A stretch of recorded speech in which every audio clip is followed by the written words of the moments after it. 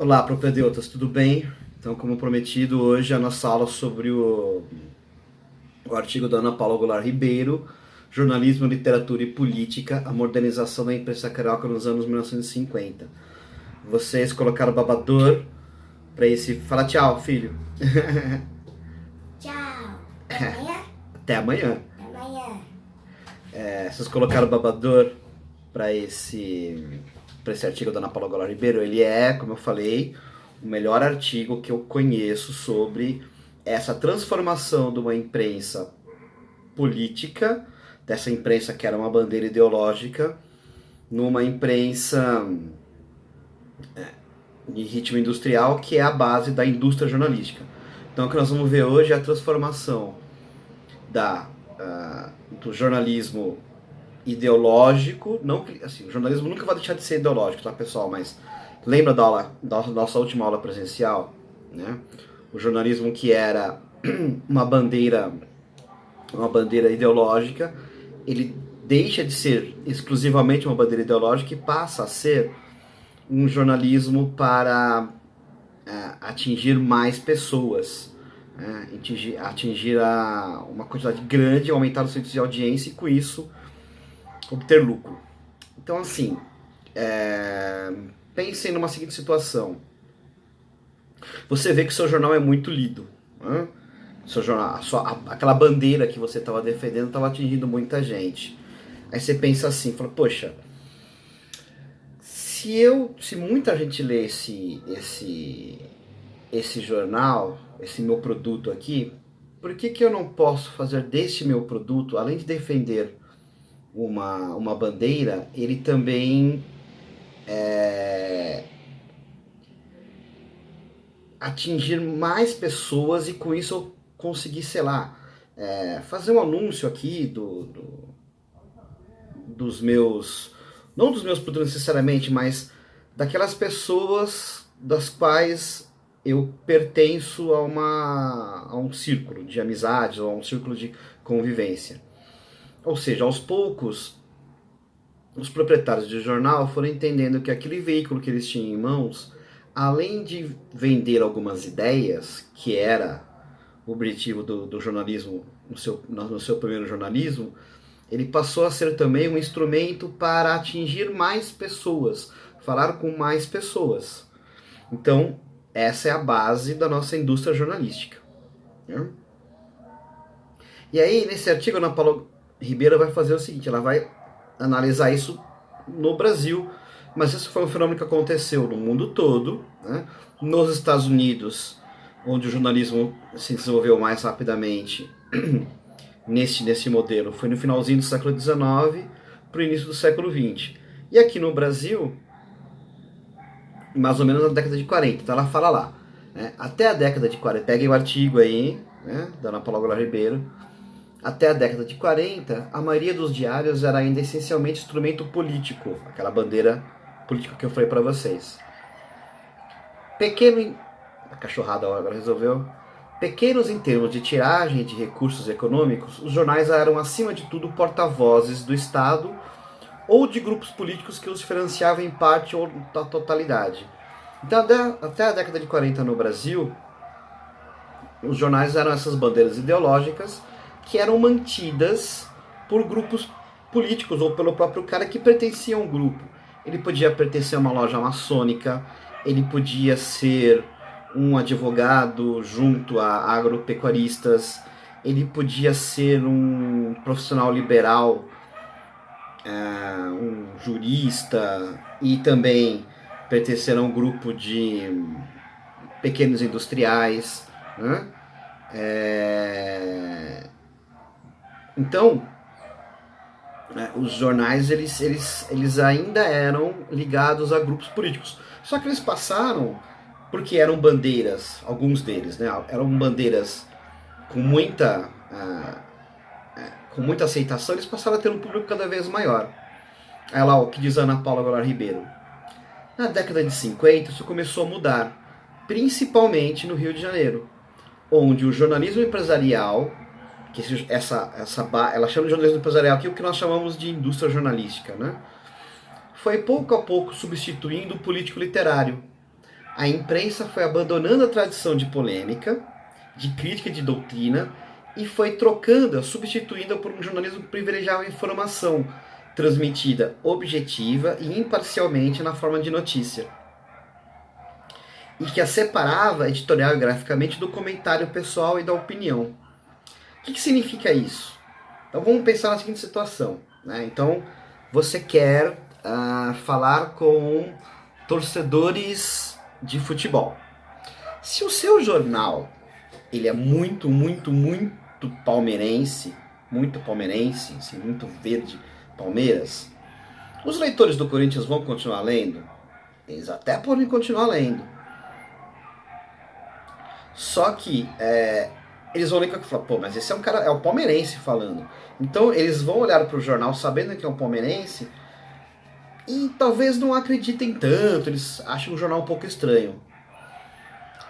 E vice-versa. Agora, se eu faço um jornal para torcedores de futebol e não mostro ali no que eu estou escrevendo que eu torço para Palmeiras, ou para Corinthians, ou para Português, ou para o Santos, ou para o São Paulo, vocês concordam que eu vou ter mais leitores? Vou ter mais gente interessada no que eu estou falando? Então, essa foi, digamos, a fórmula encontrada primeiro lá nos Estados Unidos e depois foi importada para cá para aumentar o meu leque de pessoas que eu consigo atingir. Ou seja, quanto mais eu parecer imparcial, objetivo, ou seja, quanto mais eu privilegiar a informação e menos a opinião, mais pessoas eu vou atingindo. Vocês têm que pensar, pessoal, ao contrário de hoje, porque hoje tem esse negócio de lacrar a internet, né? E aí, quanto mais você faz uma opinião polêmica, mais gente vão curtir o seu post e tal. Mais pessoas vão curtir o seu post, etc. Naquela época, a noção era a seguinte: quanto mais imparcial eu parecer, ou quanto mais neutro, quanto mais objetivo eu parecer, mais pessoas vão se interessar pelo que eu estou escrevendo. Né? Então, essa fórmula pensada por esses jornalistas, ela ajudou a aumentar o índice de audiência. Então, por isso que ela fala, olha, a imprensa foi abandonando essa polêmica, a crítica e a doutrina, que era a marca do primeiro jornalismo, e passa a fazer um jornalismo que privilegia a informação. Fala, olha, eu não estou falando que o Palmeiras é o melhor time ou que o Corinthians é o melhor time. Eu vou falar que Palmeiras e Corinthians jogaram, né? Houve alguns lances e o Palmeiras ganhou do Corinthians por 2-1. Os gols foram marcados por Fulano e Beltrano. Né? O jogo teve muitas faltas, mas o Palmeiras conseguiu seus gols depois que trocou um jogador por outro. Ou seja, eu não coloco adjetivos, eu não coloco juízos de valor, eu não coloco nada que pareça que eu esteja privilegiando um time ou outro. Né? Isso vale para a cultura, né? Então eu vou falar sobre um show, eu vou falar, um grupo de viola se apresentou no coreto da cidade. Né? Eu vou falar sobre campanhas de vacinação, falar, olha, o governo está pedindo para as pessoas aumentarem a higiene das mãos e se vacinarem contra a gripe. Eu não estou falando se o governo está agindo bem ou mal. Eu estou falando que o governo iniciou uma campanha. Eu não estou falando se aquela banda, aquele grupo de viola que vai tocar no coreto é um grupo bom ou ruim. Eu estou apenas dizendo que haverá apresentação de um grupo. Portanto, eu estou apenas dando uma informação. Né? O que diz o que vai continuar, o que a Ana Paula Glória Ribeiro vai seguir nesse artigo dela falando. A imprensa foi deixando de ser definida como um espaço de comentário, de opinião e de experimentação estilística e começou a ser pensada como um lugar neutro, independente. Então, a imprensa foi deixando de ser essa bandeira ideológica, você não identificava mais qual era a bandeira que aquele grupo estava defendendo, pelo menos assim, não de forma explícita, assim, nós somos abolicionistas, ou nós somos republicanos, ou nós somos liberais. Não. Você passava a divulgar mais informações, mais relatos do que estava acontecendo e menos opiniões e menos doutrinas. Essa parte da doutrina, da opinião, ela vai ficar numa outra parte do jornal.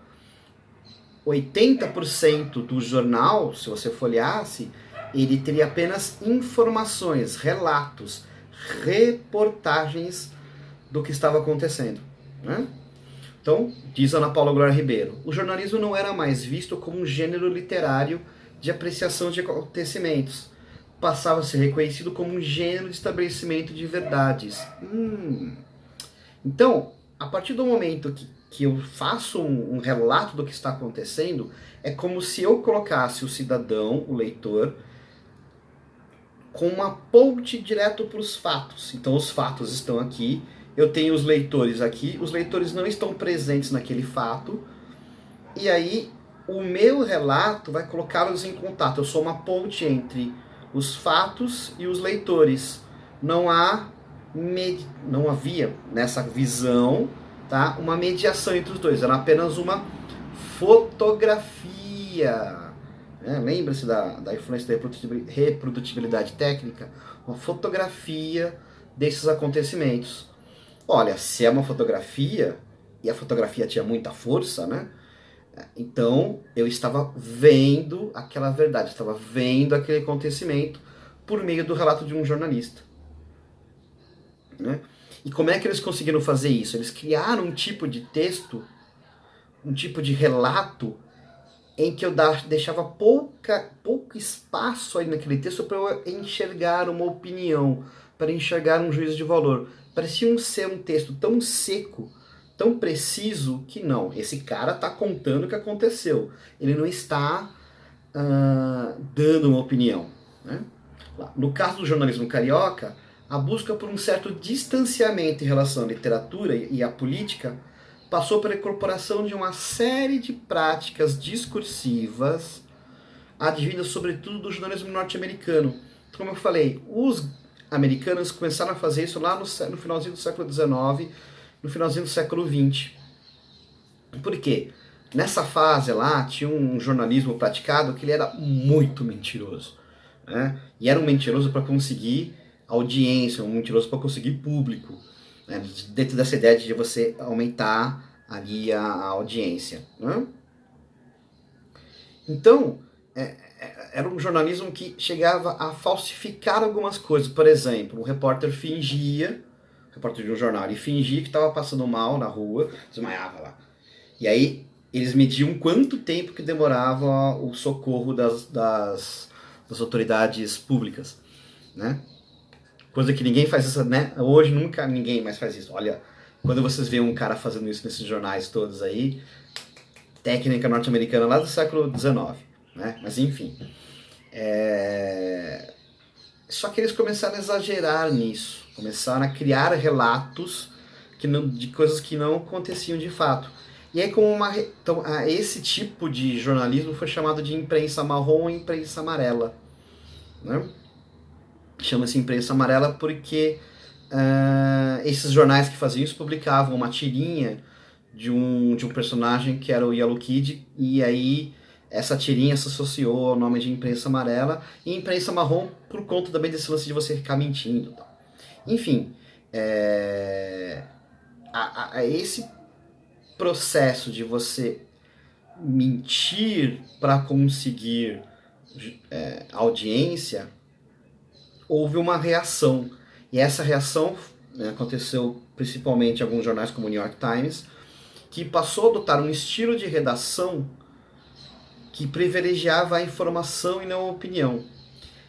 É isso que a Ana Paula Goulart Ribeiro fala que nós começamos a copiar aqui. Então, isso começou lá no finalzinho do século XIX, comecinho do século XX, e na década de 50 isso passou a ser incorporado por alguns jornais aqui no Brasil. Né? O Diário Carioca foi o primeiro que passou a incorporar isso que nós chamamos de técnicas norte-americanas de redação. Tá? Então, no caso do jornal, então voltando, né, para Ana Paula Goulart Ribeiro. No caso do jornalismo carioca, a busca por um certo distanciamento em relação à literatura e à política passou pela incorporação de uma série de práticas discursivas advindas do jornalismo norte-americano.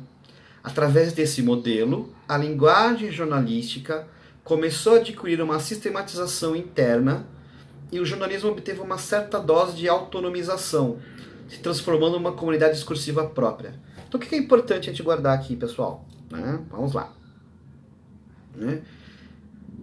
A forma que o jornalismo encontrou para mostrar que ele de fato tem distanciamento em relação à política no sentido dessa doutrina, dessa ideologia, foi adotar um discurso, uma prática discursiva, uma prática de redação que tentasse mostrar para o leitor que ali não tinha opinião, só tinha informação, tá? Essa prática discursiva foi copiada do jornalismo norte-americano, da incorporação das técnicas norte-americanas, né? Então, o que são essas técnicas norte-americanas? Então, o que diz a Ana Paula Goulart Ribeiro. As técnicas americanas impuseram ao jornalismo noticioso um conjunto de restrições formais que dizem respeito tanto à linguagem quanto à estruturação do texto. Gente, para o jornalismo, esse foi... Eu odeio essa expressão, mas assim, de fato isso foi um divisor de águas. Desde a invenção da prensa Gutenberg, que deu as bases do jornalismo, essa incorporação dessas técnicas de redação para mostrar que não havia ali opinião, que havia informação, isso de fato provocou uma mudança. Ou o jornalismo caminhava nesse sentido, nós praticávamos esse tipo de jornalismo, ou ele era um outro tipo de jornalismo, né? O que é importante, pessoal? Depois, mais para frente, e até em outras disciplinas, nós vamos voltar a discutir essa questão de opinião e informação, tal. Mas o que é importante entender? Que essa prática passou a determinar um tipo de jornalismo, que nós chamamos aqui, depois os estudiosos passaram a dar o nome de modelo ocidental de jornalismo. Isso é tão importante que vocês, quando forem buscar emprego em algum lugar, o que o seu empregador vai buscar se você sabe usar essa técnica. Então, assim, nós, professores, pesquisadores de comunicação, pesquisadores de jornalismo, temos uma série de críticas sobre o jornalismo. Mas, independentemente dessas críticas, o que a gente precisa ter sempre em mente é que esse modelinho, essas tais técnicas norte-americanas de redação, elas são a base do nosso jornalismo hoje, e para quem vai entrar no mercado de trabalho, o que se exige é que se escreva desta forma. Por isso que eu falei, se vocês aprenderem isso agora, eu vou ser um professor realizado, porque esse é o principal conceito do nosso curso. O que é notícia, o que transforma um fato em notícia, e como que essa notícia é relatada. Ela é relatada por uma prática discursiva, por uma forma de relatar o texto, que não deixe que, numa primeira olhada, você não consiga identificar se a pessoa é corintiana, palmeirense, se ela é Bozo, se ela é Petralha, ou seja, você não consegue identificar o que ela, a ideologia dela. Lógico, com um pouco de análise crítica, com um pouco de análise usando as ferramentas todas, a gente consegue identificar. Mas assim, um leitor médio, o leitor comum, a grande maioria da sociedade, quando olha para esse texto, fala, é isso que foi que aconteceu. Então assim, eu não estava na coletiva do Bolsonaro em que ele colocou medidas de restrição para o combate ao coronavírus, mas um repórter estava lá e relatou o que estava acontecendo. Então você acredita naquilo, que aquilo é um relato da verdade, tá? Então vamos ver lá o que diz Ana Paula Goulart Ribeiro. As técnicas americanas impuseram ao jornalismo noticioso um conjunto de restrições formais que diziam respeito tanto à linguagem quanto à estrutura do texto. Inspirado no noticiário telegráfico, lembra que eu falei do telégrafo? Que o telégrafo foi a invenção que foi acompanhando, né, o faroeste, o rumo oeste, e aí você precisava contar as coisas que você estava acontecendo, e é que vocês não conhecem mais telégrafo hoje, né? Mas o telégrafo, ou o telegrama que eu te recebia era assim: Vamos supor que eu recebi uma notícia que eu fui vencedor da Mega Sena, Alexandre Barbosa ganhou a Mega Sena. Então, vinha um telegrama assim pra mim. Alexandre Barbosa, ponto. Você venceu a Mega Sena, ponto. Passe na lotérica e retire seu prêmio até o dia 31 de março, ponto. Por que que é assim? Porque o telégrafo ele era aquele né? Traço comprido e ponto, e curto, né? E aí essa combinação dava as letras do alfabeto todas. Como você paga por letra, então quanto mais você economizasse em letras, melhor era. E também porque era complicado fazer aquele monte de combinações, então não podia ficar fazendo aquele texto enorme, comprido, assim. Precisava fazer um texto mais seco, né? E foi inspirado nesse texto seco que essas técnicas se desenvolveram. Então, inspirado no noticiário telegráfico, o estilo jornalístico passou a ser mais seco e forte. Tá, esse parágrafo aqui, esse aqui, vocês vão ter que tatuar, tá? Tatuar, vou até mostrar aqui para vocês qual é o trecho que vocês vão tatuar. É este aqui, ó. Tá? Esse textinho aqui. Tá? Então vamos lá. Depois vou fazer com duas câmeras, tá? Daqui a pouco assim, uma câmera aqui no meu slide, outra câmera. Vou evoluindo aos pouquinhos. Então vamos lá. As regras de redação, além disso, supostamente retiravam do jornalismo noticioso qualquer caráter emotivo e participante. Por que supostamente? Porque nós vamos ver depois que não dá para tirar totalmente a nossa emoção ali, o que nós somos. Mas, em tese, né, essas regras de redação, elas tentavam tirar do jornalismo tudo que parecesse que era uma coisa emotiva ou participante, assim, que desse para ver qual era a cara do jornalista que estava escrevendo.